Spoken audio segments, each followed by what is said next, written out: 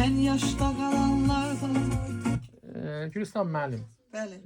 Müəllim. Bu qədər yaşayan, o Bu qədər yaşayan. Ha, bunlar hansı sənin milizmalarından. çiçəkdir? Bunlar öz milizmalarını tut. Gedək. Beynimdə dünyadan köçüb getməsin. Mənə 100 il ömür arzulamayın. Bu qədər yaşayan hansı sağ ol çiçəkdir? Aha, o var. 1 ve 2 var. Sən yaşda qalmırsan.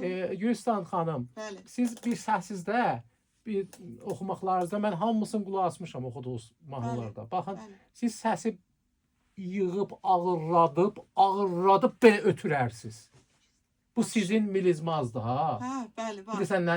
Səs elə bir tutan saxlısan bu cür. Bəli. Sonra buraxırsan. Aha. O hissələri ver. Onlar gözəlliklərdir sənin səsində.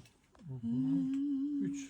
Cümle 3. Bu qədər yaşayan hansı çiçəkdir? Sən yaşda qalmırsa tayın tuşu.